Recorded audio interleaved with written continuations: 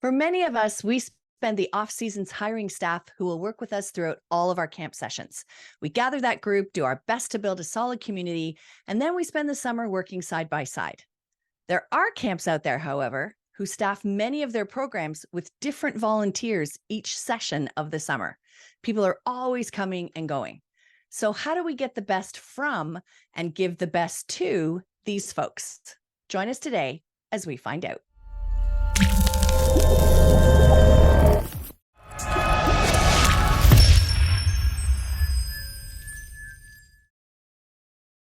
Imagine camp registration software that actually gives you more time to do what you love. With UltraCamp, you can effortlessly track attendance, manage staff, streamline registration, and more.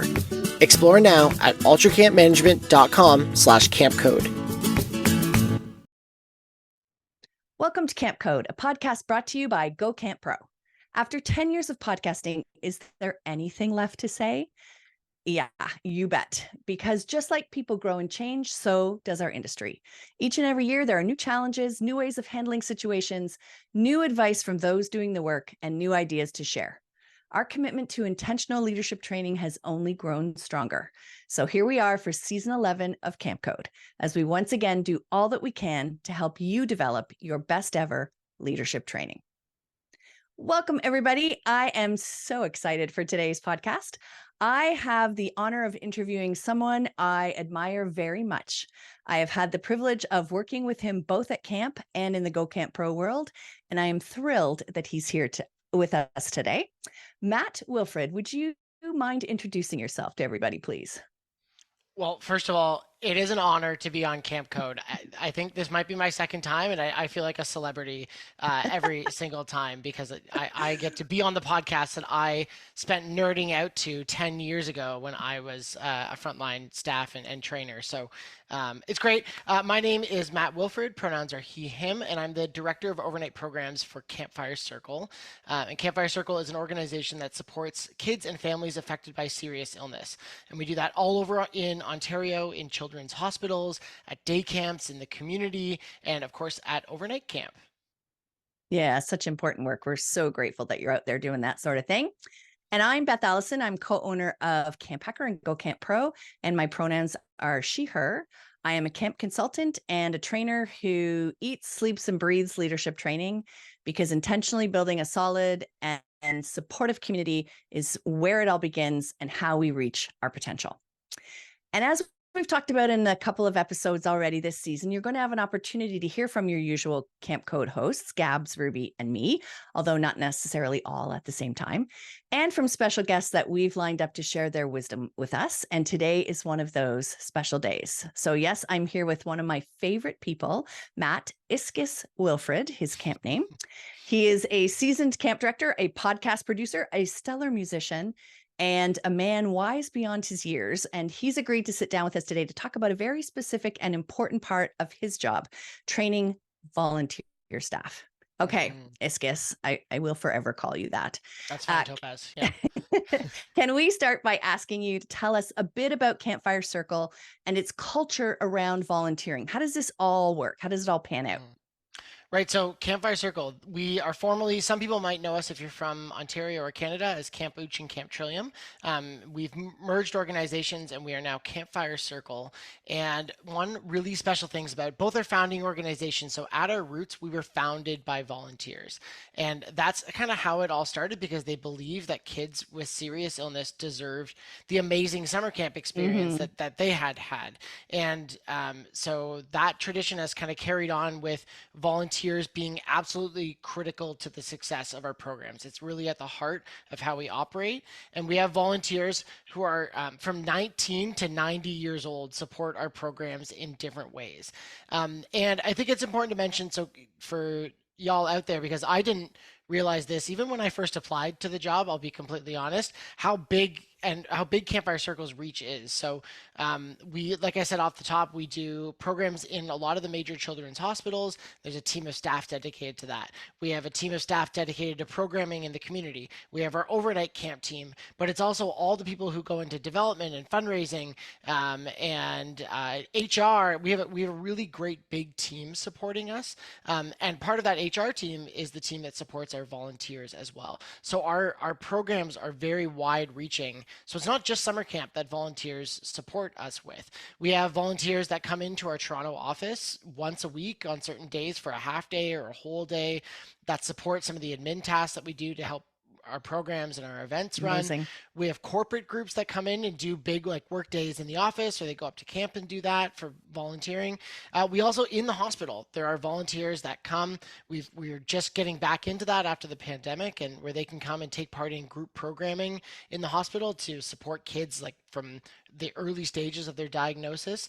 And then, what we're really going to focus on in this episode is our overnight camp volunteers. And they come up to camp, and some of them have been doing it. We had somebody in their 33rd year of volunteering this summer, and she is amazing. But they come in various capacities. So they'll come as a cabin counselor or a family guide, which is our family camp cabin counselors, working directly with the kids, just as many of us would know the traditional camp counselor to be. We have activity counselors, which play kind of a hybrid role between programming. They might come up with a specialty or their qualifications to run, the stand-up paddleboard or kayak, or even the ropes course. They'll come and do training ahead of time to be able to come and support the ropes course. And they will do that alongside our program staff team that are dedicated to that. And we also have kind of people that come up with a one-off. They might come up to help with logistics for the day, or photography, or driving, all those operational things. Or, they'll, even our year-round staff will come up for a day, and they're counted as volunteers in that. They'll come up for a day to, our finance team comes up and gets to experience camp or run a really fun elective session for kids. And so, at one time, in one moment, we have probably around 50 volunteers at our overnight kids campsite coming in and supporting the program. And what blew my mind when I was getting ready for this episode, I was like, okay, so what does it all shake out to? We have over 300 volunteers that help us out throughout the summer. That, like I said, those 30 to 40, they come in every session to support in their role. And all of that adds up to 135 person hours that support our program every year. 135,000. 135,000 person hours. Yeah. Yeah. That's incredible. That's incredible. And I got a chance to meet so many of these volunteers in the spring at a conference, and they are incredible. They are so invested and dedicated, and they're amazing. And it really does take a village. I mean, listen to all the things that you just explained. Yeah. It takes a village. Amazing. Yeah. It's amazing. It really is. So for those of us who've now had our minds blown a little bit with 135,000 volunteer hours for you at your camp this summer, can you explain a bit about how you differentiate the experience of training based on skills and maybe the wishes of the volunteers who come up? Yeah, I mean, the one tool that I'm going to share with you is kind of one of the ways that has like really changed the way that I think about people's experience, because I hadn't worked with this many volunteers in my past camp roles. It like an alumni comes up for a day or comes up for a session, and I think that's what many people are familiar with. They get to like relive the good old days and come up. So you really kind of see one of the cross sections of volunteers. You have someone who has like high cultural competency and high skill in the area that you are bringing up. They know your camp, they know what they're doing. And with us, we are constantly welcoming new volunteers. We have over, I would say a good 30 to 40% of our volunteers are new every year. And some of them are brand new to the camp experience too. And we want to really, I think it's important too that summer camp is not intuitive, right? If you've never been to camp before, it is the weirdest, wildest place in the world. But it also should be for everybody. We know that no matter like your background, you can thrive at camp, and you can, I always say that there's a person for every kid out there too. So even if you have the most like niche background or skills or hobbies, you're going to find that kid that you're going to connect with, and it's brilliant to see it happen. So we're always looking through the lens of, no matter what their skill specifically is, and whatever, no matter their summer camp like competency, if we want to call it, that hidden curriculum of what is summer camp, we want to find a great experience for them. So I kind of think of it on like a matrix, and maybe I might make one up for the show notes of this episode, but I think of it on the realm of like high to low cultural competency. That's on kind of one Mm-hmm. end of it. How well do they know camp? You call it camp in general, or your camp specifically. But I would say the idea of camp in general, and high skill or low skill, or lots of experience or a little bit of experience. And so that gives you like four characters. Like if you think of that like Mm-hmm. Eisenhower matrix kind of deal, it's like four squares. So you have four kind of characters that are created when you think of it like that. You have high competence, high cultural competency, high skill, low cultural competency but high skill, and you see where it goes from there. High cultural, low skill, low cultural, low skill. And when we put them on that matrix, it follows, you ask the question, what does this person need, expect, or want from their experience? And when you look at it through that lens, you think that this is way more diverse than just shoving them into a cabinet and saying, have at it. Whether or not Right. they are a returning person with high skill, there's a different way that you treat that person than a person who's new to your camp and, new to looking after a group of kids. And all are welcome. We just have to think about how we need to differentiate that experience. And the listeners of this podcast are very smart people, so I'm sure that they can break that down. But when you put it on that level, and maybe we'll talk about this later, but it helps the staff that they're working with understand them a little bit better too, and understand how they can support them as well.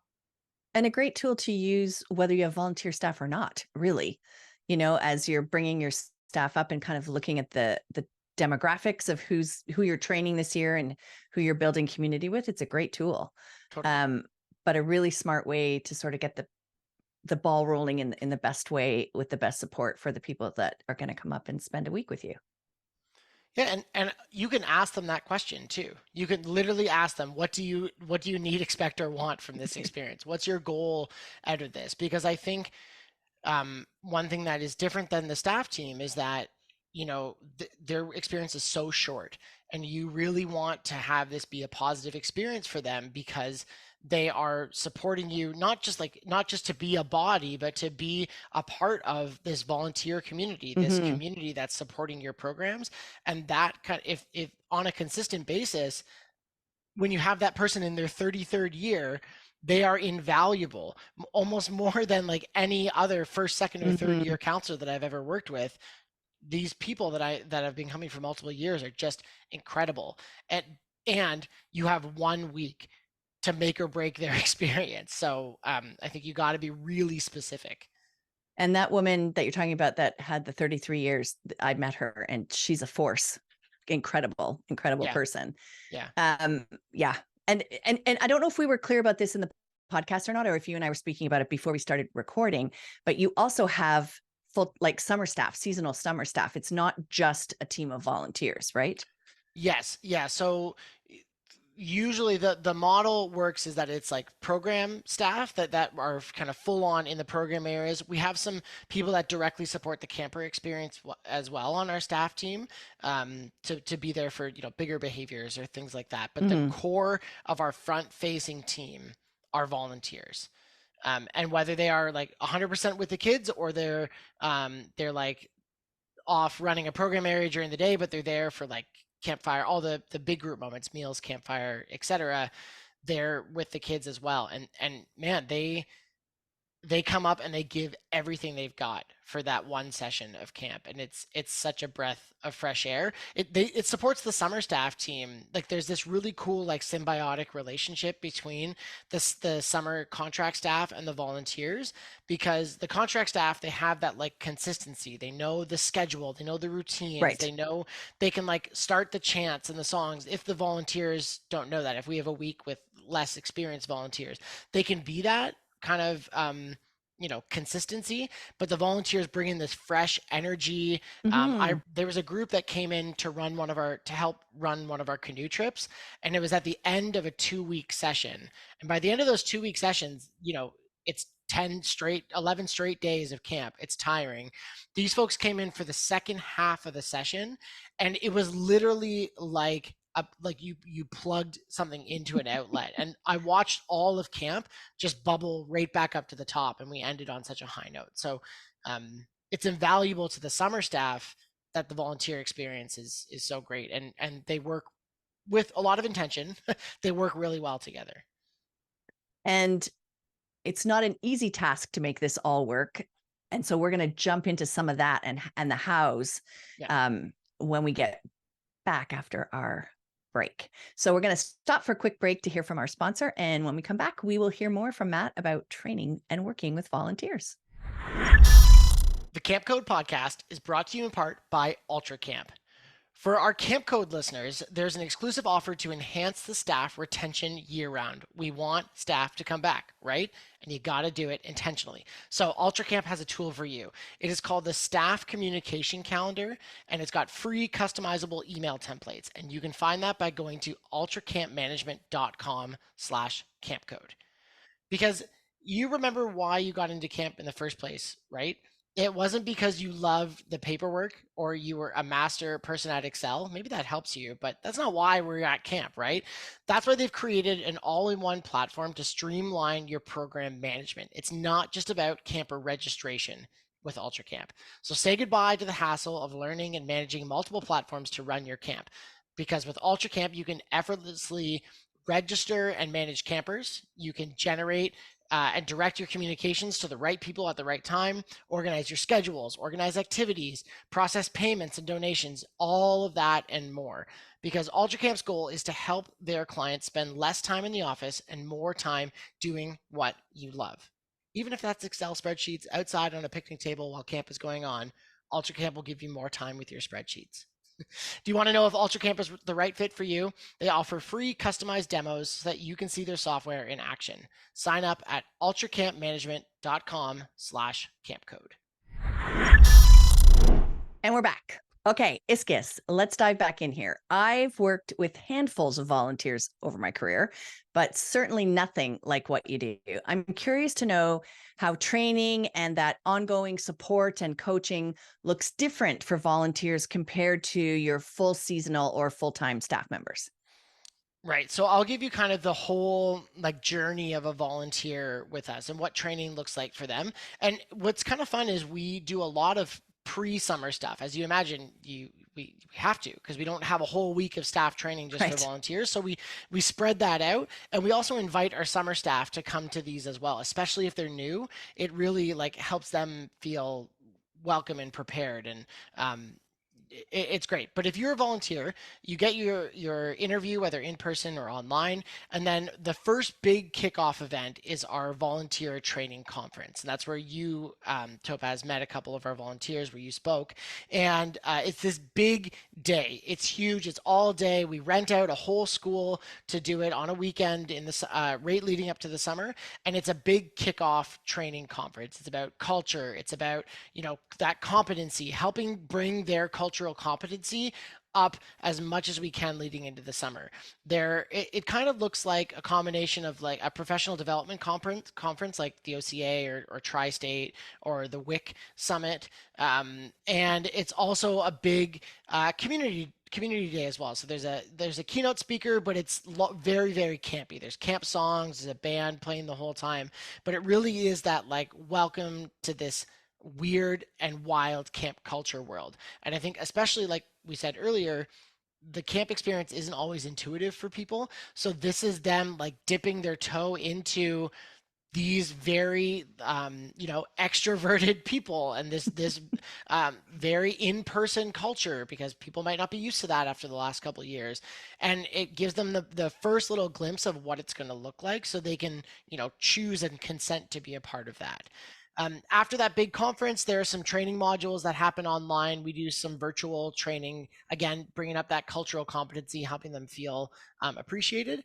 And then our training happens because remember, we have new volunteers every single session. So the way it works at camp is we go through a camp session, and then there's a day the kids leave, and then the next day volunteers arrive. And we do a whole day of training just for volunteers. And that is the high level of, emergency procedures, child abuse, all the policies and procedures, that those kind of, we check those things to make sure that they remember them from the pre-camp modules. But then again, it's getting used to the site and getting used to the people. There's a lot of team building, community building, tours of the site. If they want to run a program that session, we talk them through the programming checklist and make sure that their sessions are good to go. We plan the theme with them. Sometimes we planned an entire week's theme in that 24 hours. And it's amazing to see how it all happens. And so you That's can a imagine lot in 24 hours. That's a lot of stuff to do. And their swim test, like there's there's a lot of stuff that happens, but that is their day, and then the kids come the next day, so there's a little bit of training, and then the kids come. So that's like what training at a glance looks like. But I think, again, when we talk about like how we design that training, you go back to the matrix. Where are we meeting each person where they're at on that matrix? And if someone is low cultural competency and low skill, that volunteer conference is really boosting that cultural competency to bring them up. But they're still going to need stuff when they're on site. So it's about, all the intentional things that great camp pros do, in that, we don't do something unless we've taught it first, because we never want to make them feel like an outsider. So we say, hey, when the bell rings, we're going to tell them at the start of the meal, when the bell rings halfway through the meal, you're going to hear some cheers and chants. And you might not know all of them, but this is what one of them sounds like. And so we teach that one, and then I make sure that I've pegged that staff member who's going to lead that one. I say, this is the first one that happens, so that they feel at least like they can be a part of the first one. They'll learn the rest by osmosis. They'll figure it out. But if they know one, then they start to feel welcome. And so again, you're looking at that matrix, and that would be a tip for the low lows that I would give you. But I also think what I have learned in this experience, and what we've talked a lot about as a year-round team, is that there is so much to teach, and it's so easy to overcomplicate things. And what is hard for me, that I need to remind myself all the time, is that these people haven't been working in camp for many, cumulatively, like 0 years, because even 33 years of experience is 33 weeks. And think about how many summers you've been a part of, which are 8 weeks. You could do the math. And it's not that those people aren't as competent or anything like that, but it's that you can't teach it all and expect them to learn it in 1 week and then the next year in 1 week. So we've really tried to distill our training into, like, for a new volunteer, these are the 3 most important things that you need to know. It's the rule of 3, don't be alone with kids. This is where you go if there's an emergency, and whatever the other thing is. This is how we work with, this is our like standard for behavioral care. And if you can remember those 3 kind of policy things, there's a policy manual for the rest of it. We're going to pair you with a really good cabin counselor that's been here for a while to do that co-training. And then we trust that the camp experience and the support systems we have on site are going to train you the rest of the way. And it works. I don't know. I honestly don't know how sometimes, but it works. And I know how, but it is magical to see it happen. We talk about camp magic all the time. That to me is like true camp magic, that you can shove 50 of these people into an experience as intense as summer camp, and they come out the other side, with all the same stories and all the same love for camp that I had after, being a counselor for 2 years and doing it week over week. Amazing. And your conference that you have in the spring, the energy was so high. I mean, I didn't know any of these people. I knew you, and that was about it. And there were hundreds of people there, but they were just so excited to be there. And it really felt very campy. So, I mean, I was very comfortable, but having grown up in camp, but it really is well done. And I think the intention that you put into it is just so obvious. And you'd have to be really intentional for it to be successful, but it really is something to watch. And you're right, that camp magic, even at the end of the day, as you were sort of gathering to sing again, and I think you're giving out door prizes or something, I don't know, but you could feel the energy in that room from the morning and how it had changed. which was Well, very cool. and I think I really thank you for saying that. And I want to like redirect a lot of that praise. We have people on our team that is their full-time job to steward these volunteers. So our volunteer team is incredible, and we put the people behind it. And I think what I've learned about working with Campfire Circle is that if we believe in something, or if we say we believe in something like a culture of volunteers, that's not on someone's to-do list. That is their to-do list, Mm, right? It's not me I as the love that. director, you have been this person, I've been this person. When you are like, as a camp director, you are marketing, HR, site maintenance, Yes, donor everything. stewardship, board support, you're everything. And if this is something that you want to invest in as a camp, I think there is a little bit of like horse before the cart, or whatever you want to say. I don't know what the actual metaphor is, but you know what I mean. You need the people to help make this happen. So if you're interested in it, I think you got to look at your year-round staff job buckets and say, do we have the capacity for this? Or Mm, how much capacity would this build? Because it would ease up our summer staff budget or whatever. right. That's a whole nother episode. But we, I can't give enough kudos to our volunteer team, because they are just amazing people, and they are the reason why we can give this like personalized experience, because there's people that it's their full-time job to think about this kind of thing. And you can see, just talking sheer numbers, and the way that people are coming in just weekly and rotating and out, and always different, how it could go terribly wrong, Totally. and yet it doesn't.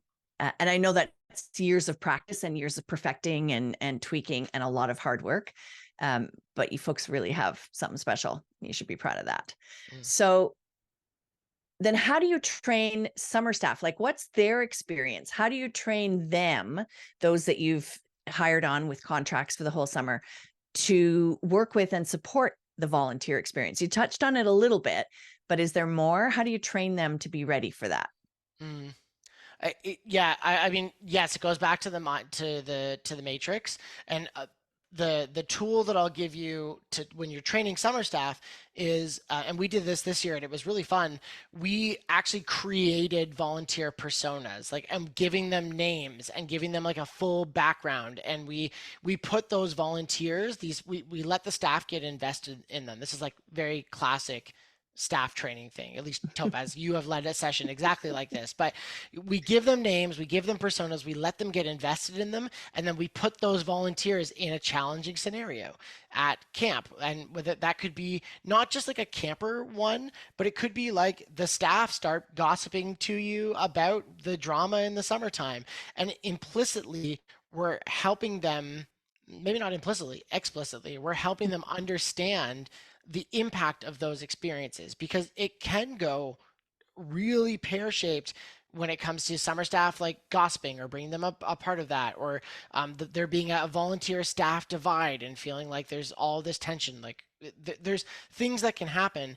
But if you front load that in your training, but you do it in a way that's not just telling them, where they can empathize through those through that experience of their volunteer, the one that they've helped create, go through that experience, then that is a way that they can, like, you can head a lot of that off at the pass. And I always give our team, our staff team, just like some little tips and little reminders um, about why the volunteer experience is so important, Mm, and how they are critical in that, and what they can gain from it as well.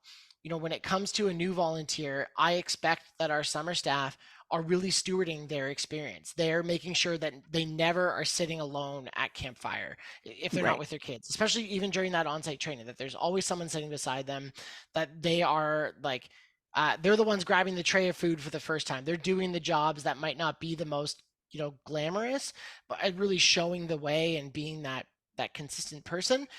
But on the flip side, when you have somebody with a bunch of experience, that's an opportunity for you to learn, and that's an opportunity Mm, for that person to share stories, or um, to give you some of those insider tips that they've learned, they've cultivated over those X number of weeks of time in cabin.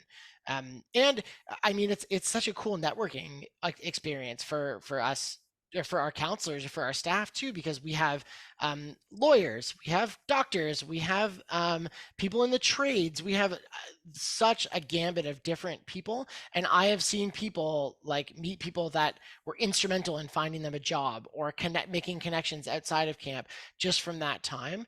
So I think it's just, if somebody has worked at another summer camp before, if they have some years of experience, I think it's very easy to like dismiss volunteers as having, Mm. less skill, less experience. But if you go in with that growth mindset, or that that positive mindset about them, and understanding all the benefits, I think we just need to tell staff some of those as well. And you can do that all through that like experiential learning session that we talked about. And I mean, how many summer camps? There aren't many. I mean, there are some certainly, but have the opportunity for such intergenerational experiences and relationships, Yeah, like when I was directing, well, I was usually the oldest person on site, except for possibly the kitchen manager or a nurse. right. Um, but then there was, and Travis, but then there was like sometimes the older I got, 10, 20 years between us and the next person younger than us, who was on site. So to have people who've had that world experience come in for that week, the things that you can learn from them are just immeasurable, really, Yeah, as they're giving and giving of themselves, which is really cool. totally. Very cool. So as we wrap this up today, is there anything else you really want to tell us about if we were thinking about adding a whole bunch of volunteers, or um, pitfalls to avoid, or things to just make sure we do to give our volunteers the best experience possible, and Mm. so that they can give their best to camp in return? Mm. Anything we haven't touched on already? I think for maybe I'll share the mindset from a director's perspective, and I think we talked about like how training is different and how that is different from a volunteer versus a staff perspective. But I think reminding yourself again, if this is something you're invested in, if that experience is something you want to grow, then you as the director need to dedicate some time to this as well. And we have like a volunteer coordinator that's a summer staff position as well. But when volunteers are on site doing the hard work that they're doing, you got to make some FaceTime with them. And it's as little as like sitting at a meal with them and asking about their experience if the kids are managed in that moment, or checking out one of the sessions that they're leading and offering some of that feedback. You know, I in a perfect world at camp, every single person that's on site is getting a check-in at once a session. In a Of perfect course. world, that's how it should work. And we know that as directors, sometimes you can be like, this person's doing fine. I'll give them another week. We'll do it early next week. It'll be fine. You don't have that luxury with Right. the volunteers generally, unless they're there for more than one session. You really have to prioritize that. And again, that might mean setting up systems around you so that you can make time for that. Because this is not just, even you could have the most intentional conference and onboarding and day of training experience, but to really put the bow on this experience, it's to be able to try to make FaceTime. And I am not saying that I made FaceTime with all 30 to 40 to 50 volunteers. There were some weeks that I was so in the weeds that I didn't, but it's about making sure that they have that support and that, experience where their individuality can be recognized. Because it doesn't have to, like, the world doesn't revolve around the camp director, and nor Right. should it. Right. It should revolve around them and their experience. So if I could set up those systems of support and then really pick my 10 volunteers, and again, this is something our volunteer team does, is they say, hey, this person's new, can you zoom in with them, or they have camp experience, you might know them from this background. So I'll pick and choose when I need to, but just making sure that they have some of that, those systems and that support network in place, so that they can feel that their individuality is recognized, even if it's just 1 week that they're there. Great. Thank you. Now, here's how you can get involved. You can tell us your thoughts on this episode by using that hashtag camp code. And you can also tell us any topics you'd like us to discuss, any guests you recommend that we have on the show, and any great leadership training tips that you have to share. We would love to hear from you. And if you found our podcast to be useful, we would love it if you could leave us a rating and a review for us in your podcasting app. Your feedback does help keep the show going. So if you have more questions for Matt or things you want to learn about Campfire Circle, Matt, how can they find you? Yeah, for Well, sure. So campfirecircle.org is where you'll find out all about Campfire Circle if you're in Ontario, or even if you're not and you want to come volunteer. Campfirecircle.org/volunteer. Come on up. It'll be really fun. And you if you know want to you'll get be in treated touch, well. that's right. That's right. If you want to get in touch with me, the best way is my Go Camp Pro email, and that's Matt MATT at gocamp.pro. Thank you. And you can email me at beth@gocamp.pro, or I'm on Instagram at topaz_faye. For our next podcast, we will have the whole gang together again to review Ruby's summer and the lessons that she's learned. It's going to be very interesting, I hear. Our final segment on each podcast is a best practice for leadership training. And again, we would love to hear some of your memorable moments or your most effective tips so that we can share them with everybody else. But this week's best practice comes from, unsurprisingly, Iskis. Well, thank you. Mini golf. It's mini golf. But it's not just mini golf. It's an offsite staff experience, but it's not just an offsite staff experience during training. I think getting offsite during staff training, there's a ton of benefits on its own. Just switching up the space. If you have the ability to do it, it does cost a little bit for transportation if you need to, but it's fun. Even if that's like going on a hike somewhere away from camp, away from what they view as a workplace, can be really helpful. Now, that is good, but what is great is going into it with some intention. So I want to share just a way that we took an offsite mini golf. We went to a nearby town, and we could have just left it at that. We could have said, hey, we're going mini golfing, and go have at it, have fun for the next 2 hours. But and maybe this comes off my pretentiousness when it comes to mini golf, but for me, I'm a pretty competitive person, and I like playing games by the rules, and I really value it. I don't love golf, I don't love sports, but there's a way to play mini golf. So, and my partner, for instance, isn't as invested in the competition or the rules of play, and both are perfectly fine. But if I'm playing mini golf, I don't want to be in the same group as someone who doesn't align with me in that way, because I'm not going to have a great experience, and they're not either. I'm going to be a massive jerk, and I think that they're not being respectful of something that I love. So what we did for staff training was, before we left, we got everyone dressed up. For sure, there was costumes. There was a costume contest that happened. People got into their faux golf clothes. It was very campy and fun. But then we said, okay, we want you to divide yourself into 4 groups. And but we're back to the matrix. It all comes back to the matrix. We said you break off into, if you are high skill, that you think you're pretty good, and high competitiveness, go into group 1. If you are high skill, low competitiveness, go into group 2. If you are low skill but highly competitive, for some reason, go into group 3. And if you are low skill and low competitiveness, go into group 4. And what that allowed for is, when we got to mini golf, people got to have an experience that worked for them. Myself, in the high skill, high competitive group, I had a great time. I was competitive. We joked around with those people. And the people who were in the low group went to the snack bar, and they got a snack, and they played 3 holes, and they cheered on other people. And so everyone got to have that catered experience, that intentional experience, that made it great for them.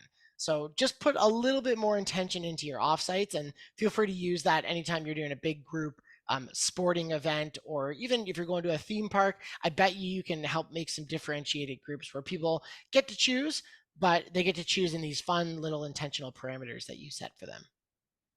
I love that. You've used the matrix so often. I feel like I'm talking to Keanu Reeves or something today. So that's great. It's a brilliant and easy to use tool that can be used in so many different ways. So thank you for that.